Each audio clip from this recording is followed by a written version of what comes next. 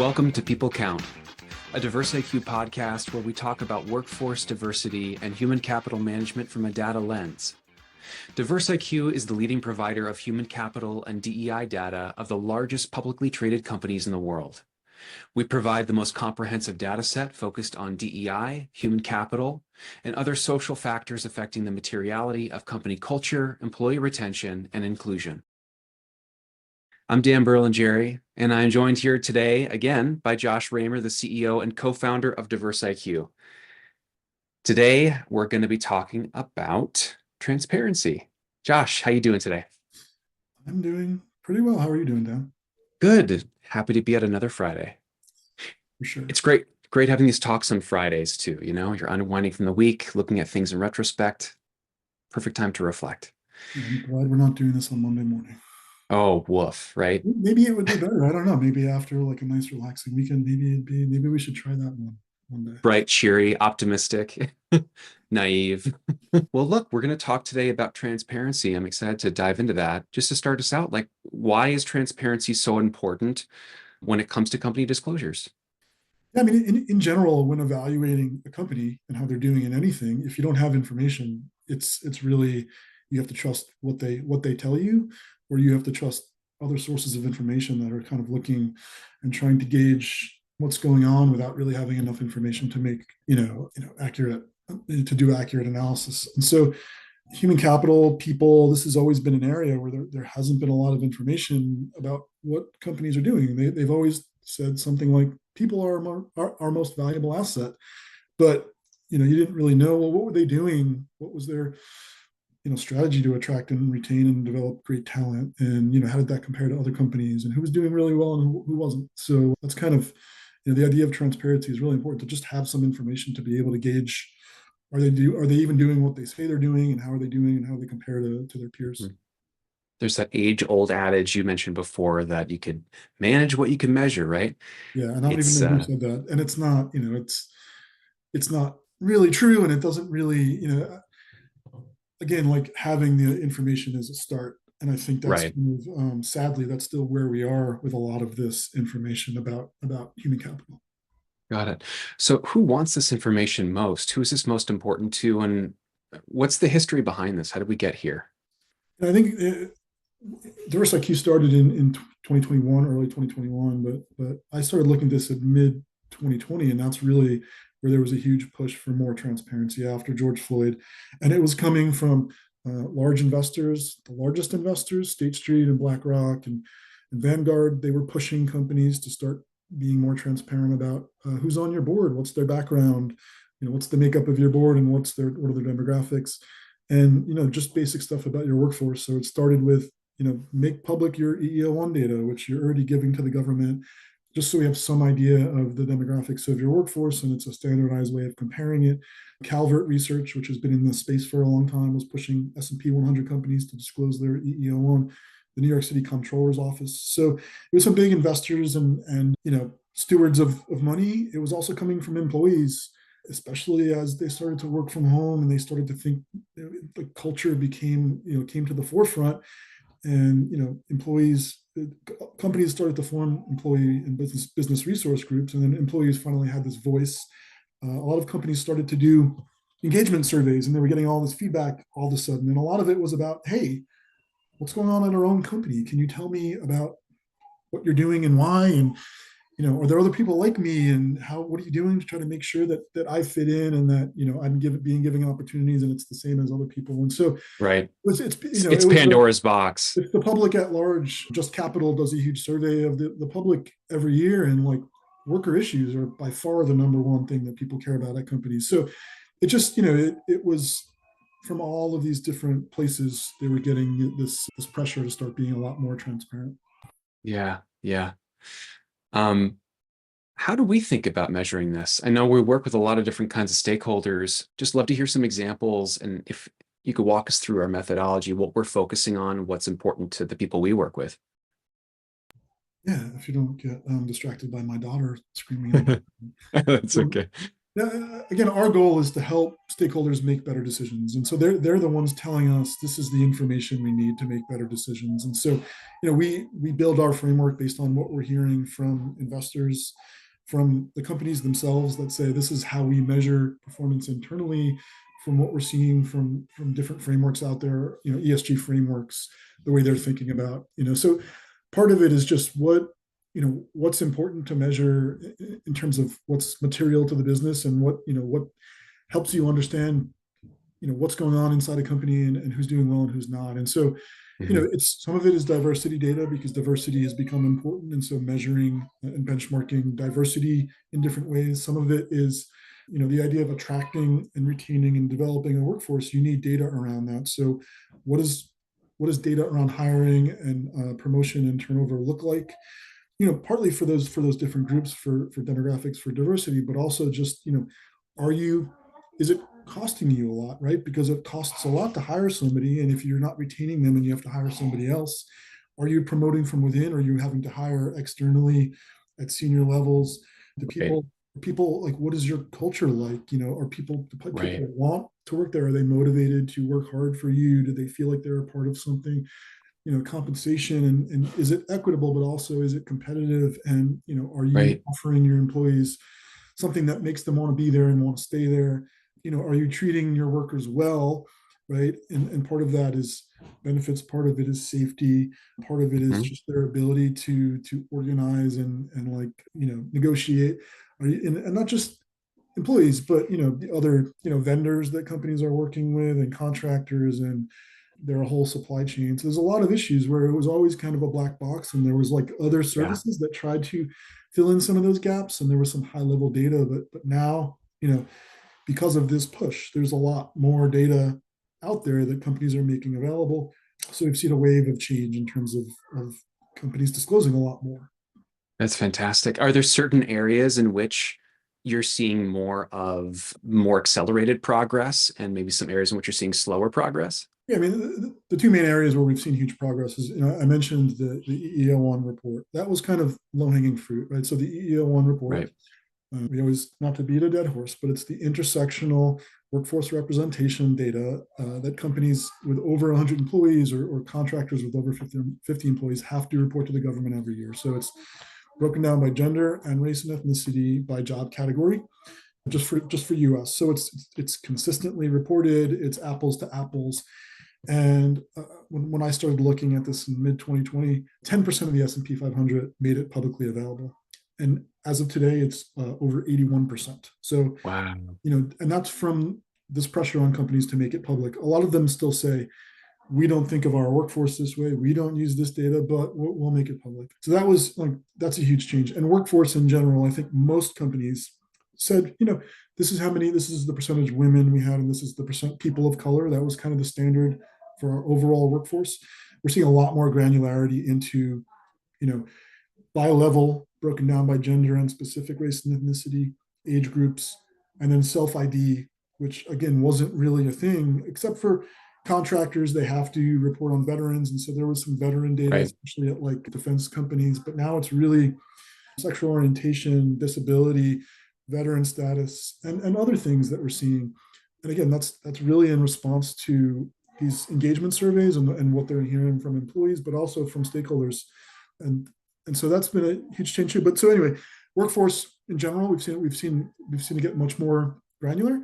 And then board Mhm. board of directors. So most companies, they used to say, well, we have 3 women or 30% women, and that was if they said anything. A big driver of change there has actually been laws and regulatory movement. So California passed several bills requiring reporting of board diversity, but also a mandate to hit certain thresholds of diversity. One of those bills was struck down. One of them is being challenged in court. But anyway, a large percentage of large companies are based headquartered in California. There was another reporting rule in Illinois, and then the Nasdaq passed the board diversity rule, which is Is also being challenged. it's being Right. challenged, but it was a mandate for Nasdaq listed companies to again report on the diversity of the intersectional diversity of boards.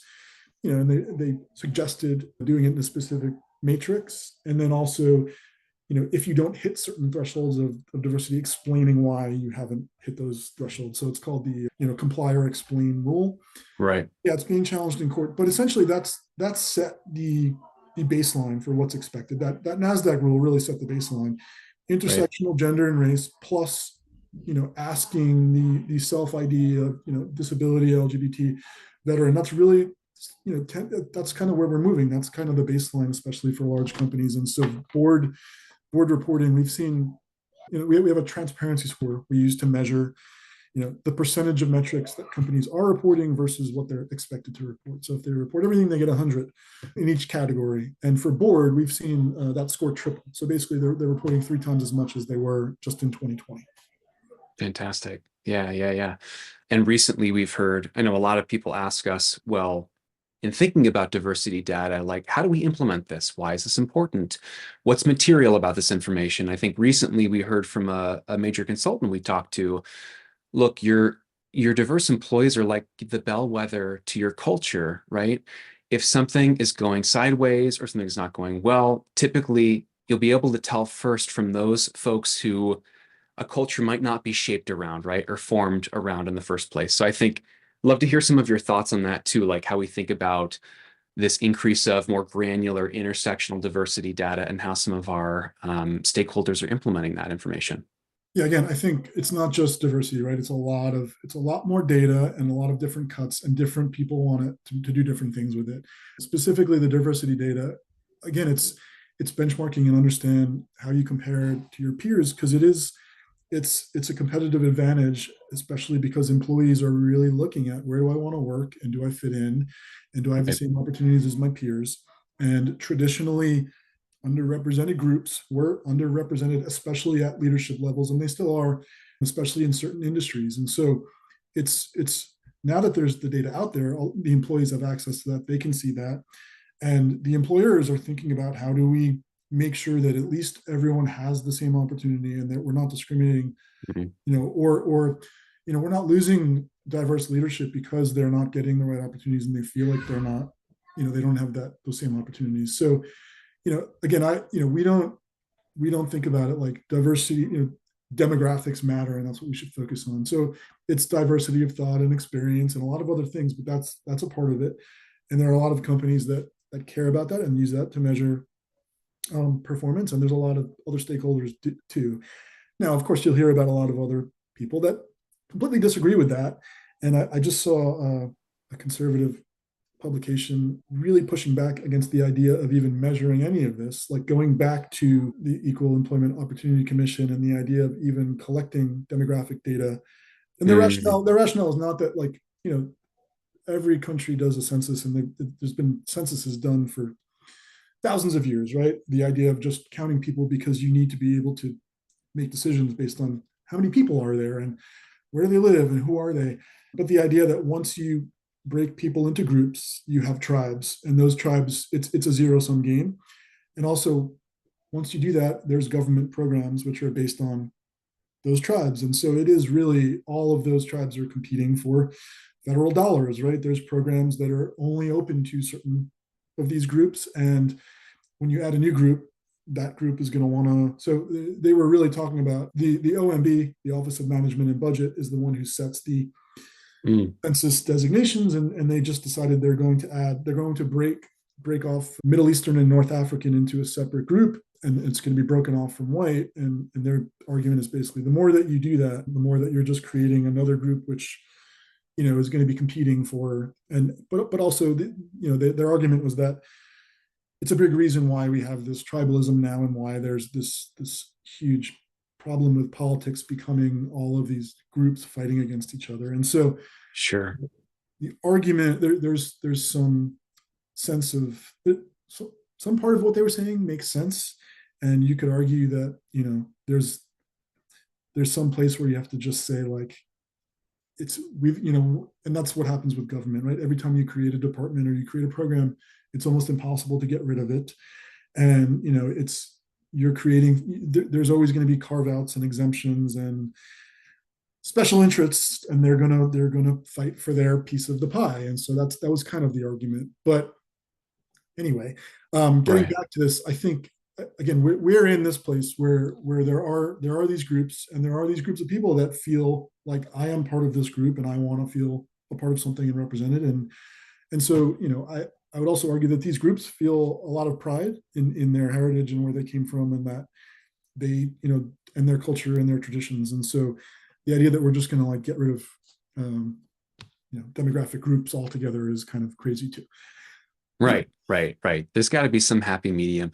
It's actually a really great segue into this headline we found from this last week, kind of thinking about the opposite end of this conversation, which is really where certain pensions and states have taken a hard stance against, right, quote unquote, woke culture, right, within like a pension system. So I'm going to read a quick quote here from Fortune magazine. According to a Council of State Governments report, at the state level alone, taxpayers face 1.3 trillion of unfunded liabilities from government employee pension systems.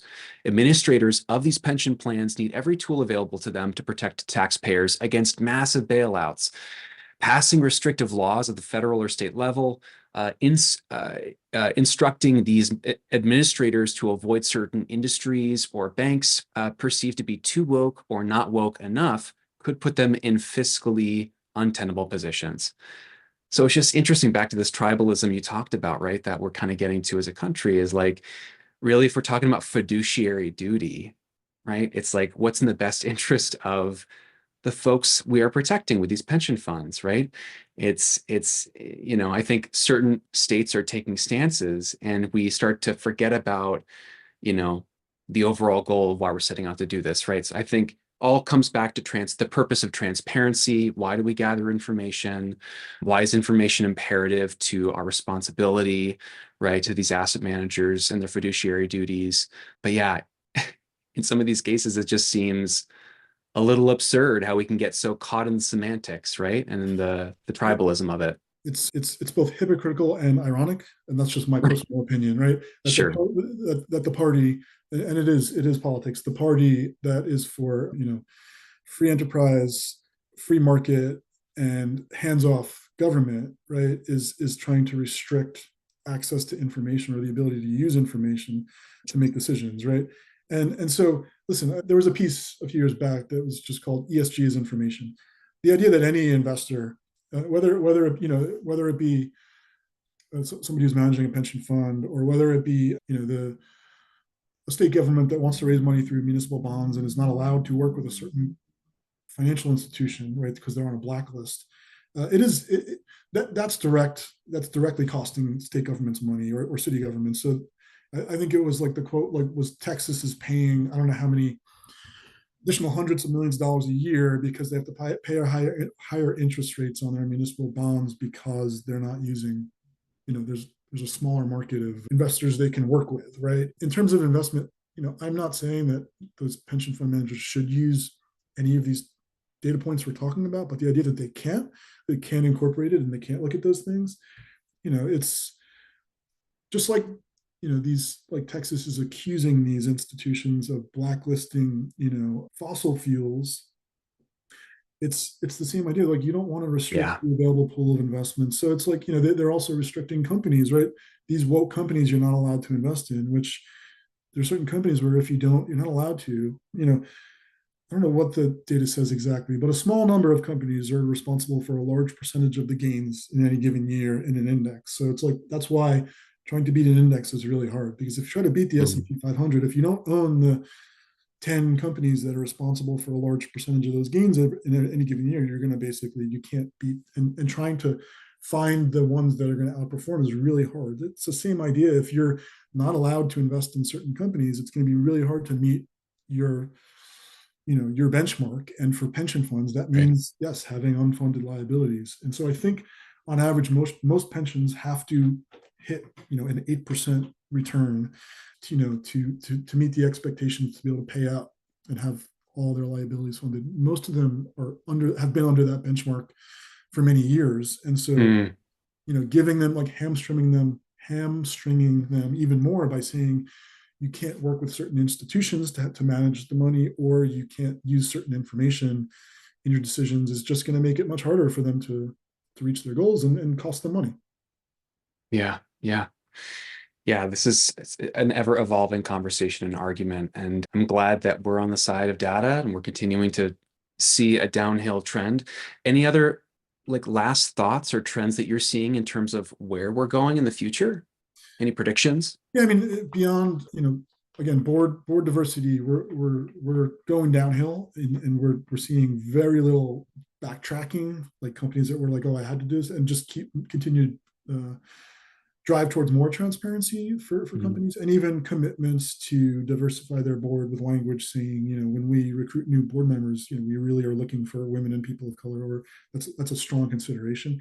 And then workforce, the same thing. It's really just about more granular reporting about, not about workforce. And now the trend is towards kind of the whole funnel, right? So, okay, here's our workforce at a point in time, which is great. And over time, you can see this workforce. But what are the levers a company can pull, and how are people moving through the funnel? So it's recruiting, and it's like recruiting into the entry level, right? And then how are Mhm. people promoted through the funnel up to senior levels, and then where are they falling off? So it's the hiring and retention and promotion information, also broken down really granularly, so you can see just not the overall workforce, but broken down by levels and by all these groups, and you can really see what does performance look like across that whole funnel.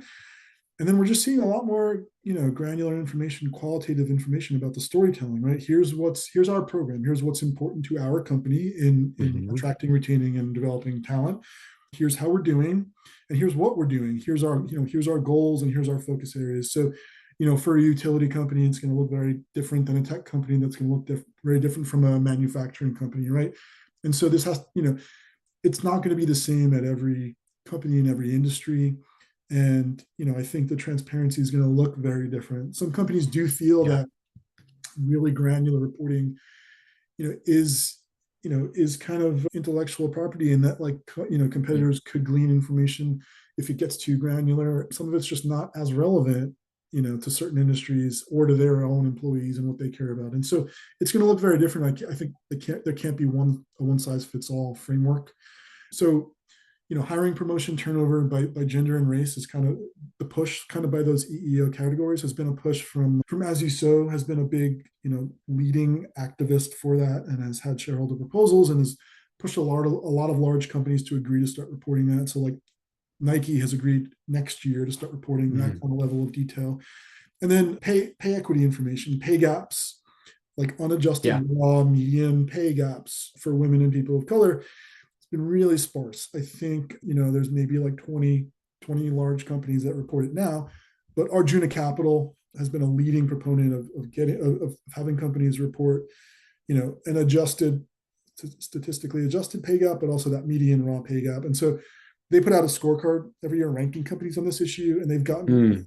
like almost 50 or 60 large companies to agree to do it, if they're not already doing it in the future. So I think we'll see a wave of companies start to report that unadjusted pay gap, which, more than anything, what it's showing is a representation gap, but it also is, it's showing that work needs to be done to address, pay disparities, especially at senior levels. That's usually where it is, at the senior levels. So it's both underrepresented women and people of color in those senior levels, and there also is, issues with pay disparities. And so, the best in class companies have started doing it. They've been doing it for years, and they say, listen, here's where we are. We need to do this so that we can get better, and here's how we're trying to get better. But also, BNY Mellon, who's been doing this, they've been putting out a report for, I think, since 2017. They talked on a podcast with Arjuna Capital about why this is a competitive advantage, why it's so Mm. important to them to not only do the study, but to integrate pay equity, and like this granular look at data in every decision they make. And the idea that, like, they're making sure that there is equity in when they hire somebody, when somebody gets promoted. It's part of like every manager's core toolbox. So those are the areas we're really starting to see. It's early. Those two areas Yeah. are really like emerging. We were seeing a lot of companies start to set specific goals around DEI, Mm. representation goals. We're just starting to see like this wave of ESG and sustainability reports come out in the last few weeks. So it'll be interesting to see how that changes. I think Yeah. I think most companies are not, representation goals seem to be okay, right? So if you say we want to kind Sure. of either we want to get to a level where we reflect the population where we're located or the national population, or at least be more equitable at senior levels. That seems to be okay, but there's definitely a lot of companies thinking about, are we going to get sued? Every company you see that a company gets sued, every day you see a company get sued based on some program or some Yeah. they've said about their DEI. Red hats in the headlines this week. Yeah. So just the threat of a lawsuit is actually having a big effect, but also the Supreme Court decision, and whether that whether some of these programs get challenged and it goes up to that level, and you see the conservative some of these conservative organizations suing or filing shareholder proposals saying basically these companies are discriminating against white men, right? That's essentially what they're saying. They're saying, or if you make a program that is only available to a certain group, or you set a threshold for hiring, then you are giving opportunities to certain groups and then not others. In this Right. case, if people of color, if you're saying that half of all of VP and above roles are going to go to people of color this year, that's probably at risk of being a little bit discriminatory. So, Right. so It's the zero sum game but again, I think paradigm. what we're seeing change is the structure of programs, the language, strategy, constant shift in strategy, what's working and what's not. But in terms of the transparency into the underlying data, again, the ball is rolling downhill. We continue to see more granular information. And again, I think certain industries have been at the forefront, and it's changing faster. I think also, the stakeholders were mostly targeting larger companies, so the focus was like the 100 largest, the 500 largest, and I think we're seeing that start to trickle down to small and mid-sized companies. Got it. And again, it's coming from because they're competing with the larger companies for talent and for that, for those investments too. So they're starting to realize that they need to just be more transparent and do a better job telling their story. Right. So we're just going to Showing their work. continue. The biggest thing that everyone's waiting to see is there going to be more regulatory movement, right? So Right. you know, everyone is waiting for the SEC to come out with new human capital rules, which would require more reporting. We're assuming more granular, detailed reporting. We don't know what that's going to look like. There's a lot of other state bills pending around these areas. I think with the political environment, I'd be very surprised if we saw any new laws or rules that are really going to affect this, that's going to require reporting anytime soon.